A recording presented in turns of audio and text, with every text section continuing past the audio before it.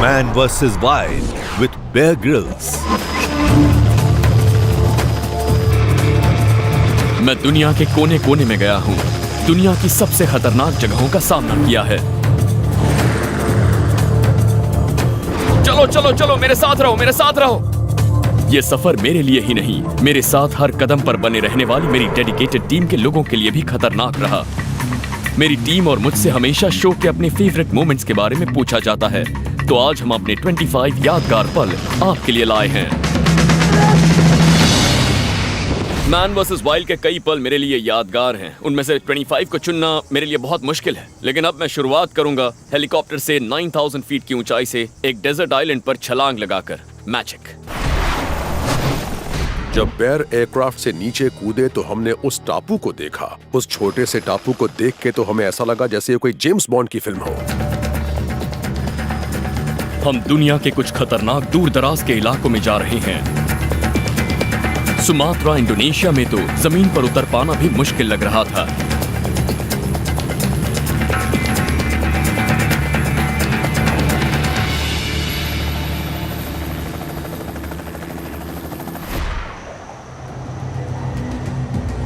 ऊपर से कूदना तो बहुत आसान था। मेरा प्लान था पानी में उतरने का, पर उसके लिए मुझे पानी की सतह से कुछ ऊपर पैराशूट को खोलना था। लेकिन सतह से मैं कितना ऊपर हूं या उसे कब खोलना है, यह जानने का कोई तरीका नहीं था। यह बहुत खतरनाक था। पैराशूट जल्दी खोलता तो कंक्रीट पर टकराने जैसा होता।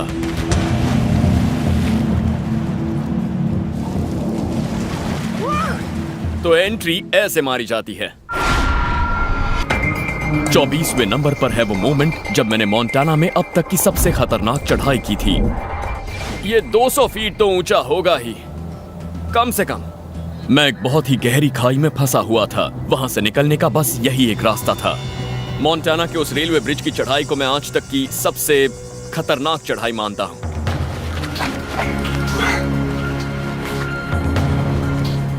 वो बड़ा तो था, पर कितना बड़ा था ये आधी चढ़ाई पार करने के बाद पता चला। साथ ही वो कमजोर भी था। वो ब्रिज कम से कम 100 साल पुराना था।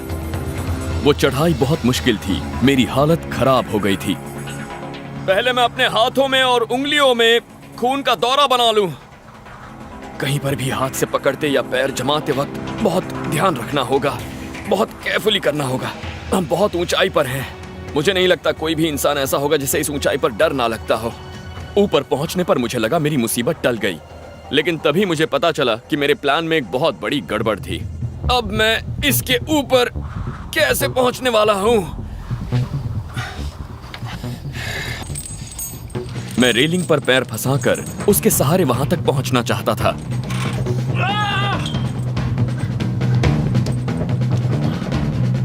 फंस गई, फंस गई। ओके, तो अब वक्त है हिम्मत दिखाने का।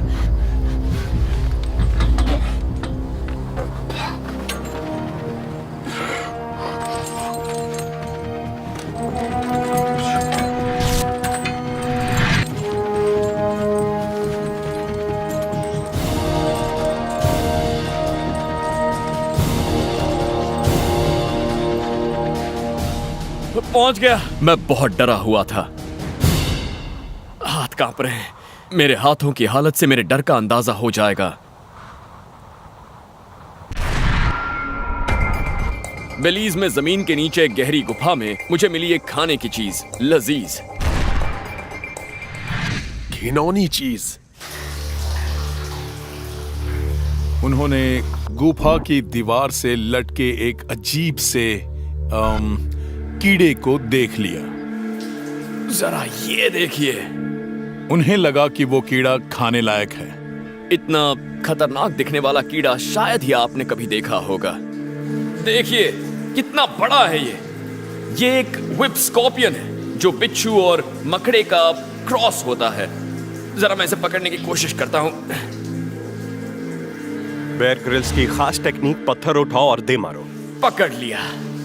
और जरा इसका साइज तो देखिए।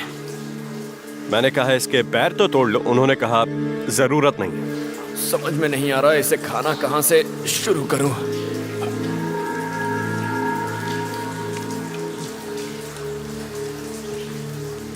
शायद ये इसका पीछे का हिस्सा था, लगता तो ऐसा ही है। ये बहुत ही बड़ा था। मैंने इसे 23वें नंबर पर रखा है क्योंकि इससे बड़ा कीड़ा मैंने शायद आज तक कभी नहीं खाया है। अलास्का में एक नदी पार करने जैसा आसान काम करते वक्त शायद मेरी जान चली जाती।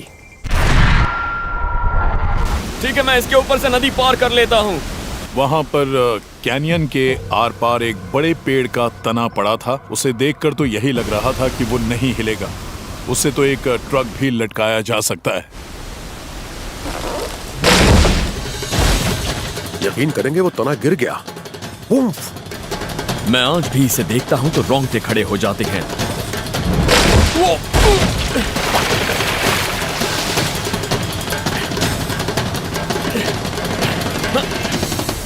पकड़ लिया, पकड़ लिया। मैंने सोचा नहीं था कि ऐसा कुछ हो जाएगा। मैं तो मरते मरते बचा हूं। 21वें नंबर पर ट्रांसिल्वेनिया की वो घटना जहां मैं था, एक लंबी रस्सी थी और एक हेलीकॉप्टर भी। सोचिए आगे क्या हुआ होगा। मैं कार्पेथियन माउंटेन्स की ओर जा रहा हूं जो सेंट्रल रोमानिया में है। ये यूरोप के आखिरी बचे पीहड़ों में से एक है, लेकिन वहां पहुंचना आसान नहीं होगा। आसमान में बादल बढ़ रहे हैं, जल्दी मौसम खराब होने वाला है। अचानक मैंने देखा कि वो रस्सी हिल रही है। पायलट ने कहा है कि वो वहां लैंड नहीं कर सकता। इसका मतलब है कि मुझे ही कुछ करना होगा। वो हवा में ऐसे उड़ गए जैसे कोई पुतला।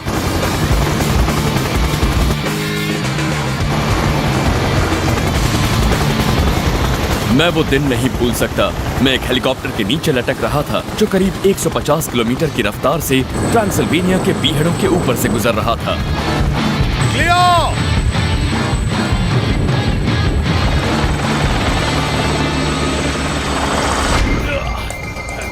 20वें नंबर पर बेलीज के जंगलों में मेरी टार्जन वाली छलांग है।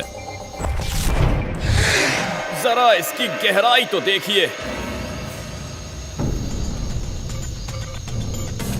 इसको तो मैं मौत का कुआं कहूंगा। इस तरह के पत्थरों से कूदने के लिए 30 फुट की गहराई भी काफी होती है, लेकिन इसे देखकर तो ऐसा लगता है कि ये कम से कम 60 से 70 फुट गहरा जरूर होगा।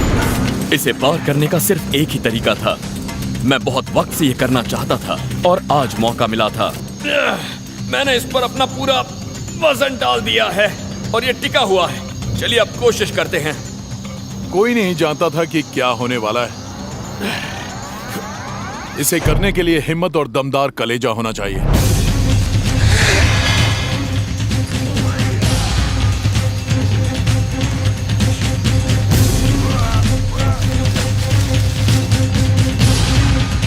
इस बार तो आ गया, लेकिन इस शो के बाकी कारनामों की तरह इसे दोहराना भी सही नहीं होगा।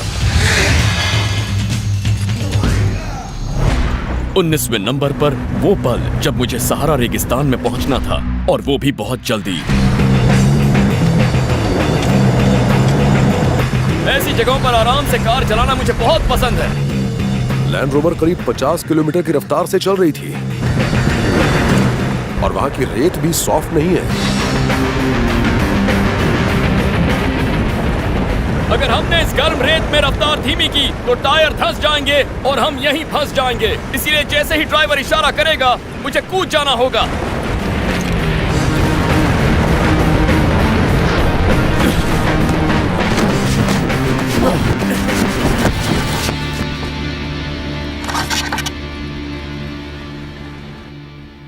सफर की शुरुआत मुंह में रेत भरकर हुई है। इस शो के मेरे कई यादगार पल हैं। मैंने डीप साउथ में एक अलग तरीके से मछली पकड़ी, बाई प्लेन में एक यादगार सैर की और जबरदस्त लड़ाई की एक मधुमक्खी से।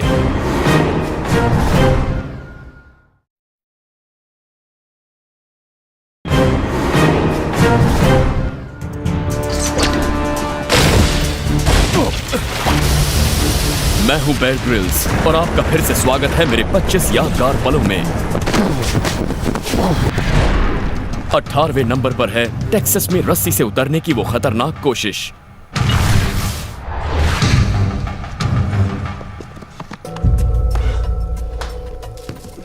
ये आसान तो बिल्कुल नहीं है। कम से कम 60 फुट की सीधी गहराई है। टेक्सास की झुलसा देने वाली गर्मी में मुझे तेजी से काम करना था। वापस लौटने के बजाय मैंने भरोसा किया एक रस्सी और एक पुराने ट्रैप पर। यही मुझे पार ले जाएंगे। मुश्किल हालातों में घटिया इक्विपमेंट का इस्तेमाल जानलेवा हो सकता है, क्योंकि ये पता नहीं होता है कि वो टिकेंगे भी या नहीं। निशाना तो सही लगा। लगता है वो फंस गया है।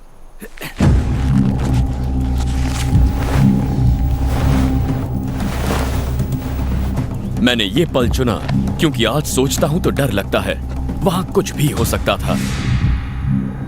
ऐसा करना खतरनाक था, जानलेवा भी हो सकता था। अब तक तो ये रस्सी टिकी हुई है। ये डर तो था कि वो रस्सी फिसल सकती है, और जब वो उस पर लटके हुए थे वो फिसल भी गई।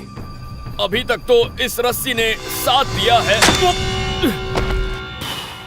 Oh my God.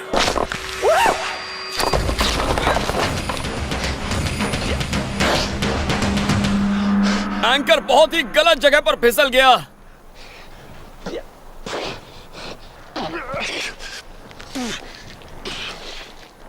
ऐसे वक्त पर अपने डर और घबराहट को काबू में रखना बहुत जरूरी है, क्योंकि वो खतरनाक हो सकता है।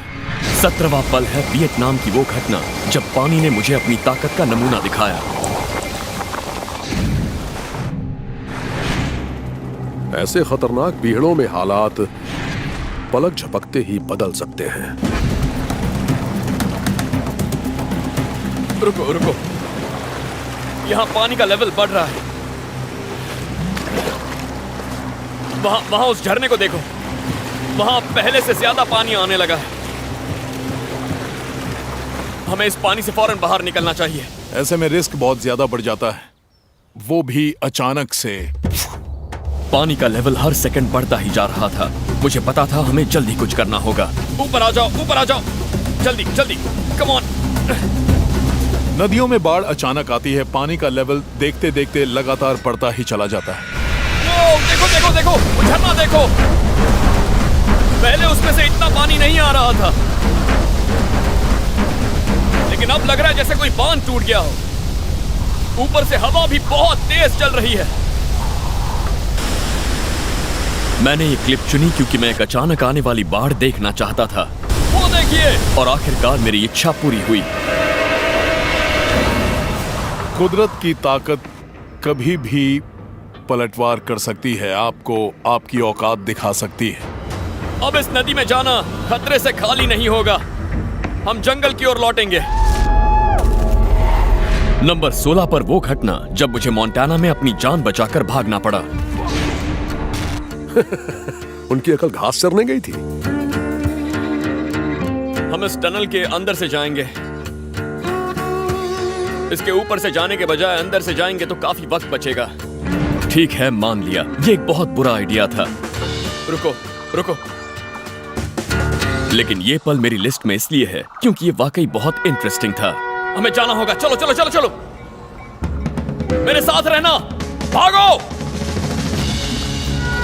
हमें ट्रेन की रफ्तार का अंदाजा नहीं था। हमें सिर्फ उसकी आवाज सुनाई दे रही थी और एक रोशनी अपनी ओर बढ़ती दिख रही थी, और हम भागने लगे। जल्दी जल्दी, भागते रहो भागते रहो। कूदो।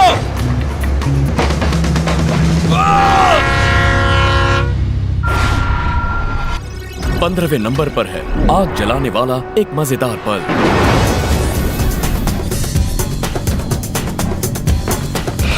ये वेस्टर्न टेक्सास का वावन डेजर्ट है। मैं रात बिताने का इंतजाम कर रहा था। ये तो एक अच्छी गुफा है। मैं वहां बहुत पुरानी टेक्निक हैंड ड्रिल से आग जलाना चाहता था। ना माचिस ना फ्लिंट्स, बस लकड़ी के 2 टुकड़े। बिना माचिस के कहीं भी कैसे भी माहौल में आग जलाना मुश्किल काम होता है। यह इसका रफ शेप वाला हिस्सा। अब इसमें हमें डालना है एक चुटकी भर सैंड। इससे फ्रिक्शन थोड़ा बढ़ जाएगा। इस काम के लिए चाहिए कमाल की स्किल और कलाकारी। इस बात का ध्यान रहे कि आग सुलगने लगे और उससे थोड़ा धुआं निकलने लगे। अगर ऐसा हुआ तो समझ जाइए कि आग जलने के चांसेस काफी बढ़ गए हैं। Come on. जब आप सही तरीके से काम करें और आग जलने लग जाए तो बहुत तसल्ली मिलती है। अब इसे बहुत आराम से पलट दीजिए और इसे पलटते वक्त इस बात का ध्यान रहे कि ये कहीं बिखर न जाए।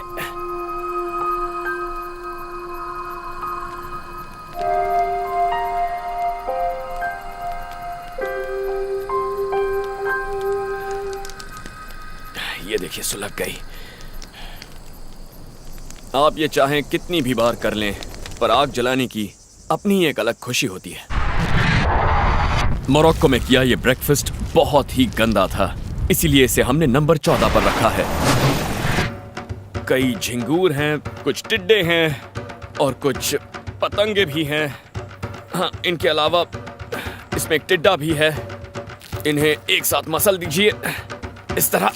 बेयर हमेशा कहते हैं कि वो जब भी कीड़े मकोड़े खाते हैं उन्हें प्रोटीन मिलता है। ये बात वो चींटे खाने के बाद भी कहते हैं, लेकिन इस बार उन्होंने प्रोटीन वाली बात नहीं कही। जहां तक मेरी बात है तो मैं जब भी वो क्रंचिंग साउंड सुनता हूं तो लगता है जैसे मैं किसी बीटल का पेट चबा रहा हूं। ओह गॉड, इसका स्वाद तो मेरी जान ले लेगा। ऐसा लगता है जैसे मैंने एक साथ रेत, कीचड़, मिट्टी और पत्थर खा लिए हों। तो ऐसे में जो मिले खा जाओ, स्वाद की मत सोचो। हम शूटिंग पर जब भी किसी जानवर को मारते हैं तो मैं कहता हूँ कि बांट कर खाते हैं। अगर इसे निगलना है तो चबाते रहना होगा। Come on. टीम को ये पसंद तो नहीं, पर यही सही है। शिकार किया है तो बांट कर खाओ। दिन की शुरुआत करने का ये बहुत ही बुरा तरीका है। हाँ पर हमने खाया। आगे देखिए, हेलीकॉप्टर से नीचे उतरने का वो पल जो मेरे लिए सबसे मुश्किल था। क्या आप गेस कर सकते हैं?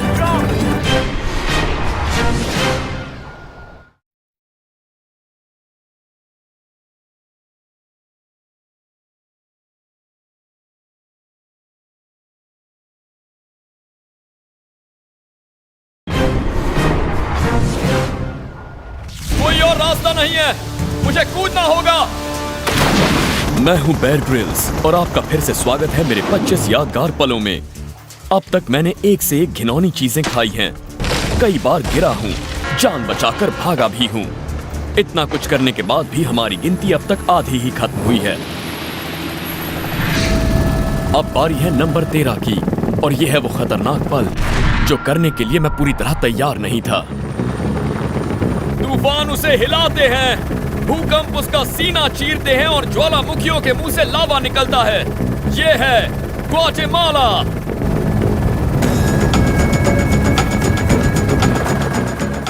वो बहुत ही रिस्की एंट्री थी। ग्वाटेमाला में हमने सोचा कि एक हेलीकॉप्टर से रस्सी के सहारे एक एक्टिव वॉल्केनो पर उतरें और वो पल बहुत ही इंटरेस्टिंग था। हमारा हेलीकॉप्टर उस ज्वालामुखी पर बिल्कुल नहीं उतर सकता। पायलट हेलीकॉप्टर को उसकी चोटी के ऊपर ले जाएगा और मैं रस्सी के सहारे जल्दी से नीचे उतर जाऊंगा। मैं इससे पहले कभी किसी ज्वालामुखी पर नहीं उतरा हूं।